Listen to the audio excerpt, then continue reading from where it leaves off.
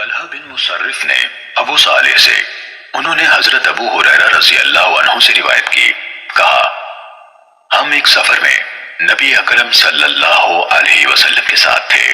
لوگوں کے زیادہ راہ ختم ہو گئے، حتیٰ کہ آپ صلی اللہ علیہ وسلم نے لوگوں کی کچھ سواریاں یعنی اونٹوں کو ذبح کرنے کا ارادہ فرما لیا۔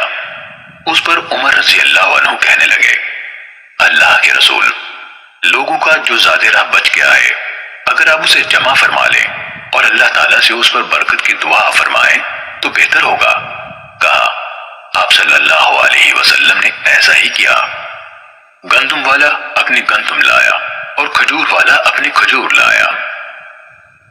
طلحہ بن مصرف نے کہا، مجاہد نے کہا جس کے پاس گٹھلیاں تھیں وہ گٹھلیاں ہی لے آیا۔ میں نے مجاہد سے پوچھا گٹھلیوں کا لوگ کیا کرتے تھے؟ کہا ان کو چوس کر پانی پی لیتے تھے۔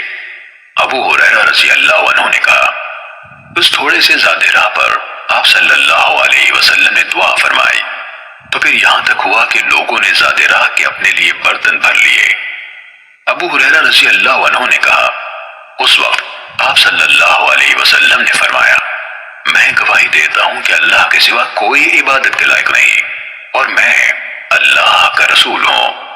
جو بندہ بھی ان دونوں شہادتوں کے ساتھ ان میں شک کیے بغیر اللہ سے ملے گا وہ ضرور جنت میں داخل ہوگا۔ عمر بن حارث نے یزید بن ابی حبیب سے، انہوں نے ابو خیر سے روایت کی اور انہوں نے حضرت عبداللہ بن عمرو بن عاص رضی اللہ عنہما سے سنا، وہ فرما رہے تھے ایک آدمی نے رسول اللہ صلی اللہ علیہ وسلم سے پوچھا مسلمانوں میں سے بہتر کون ہے؟ آپ صلی اللہ علیہ وسلم نے فرمایا جس کی زبان اور ہاتھ سے دیگر مسلمان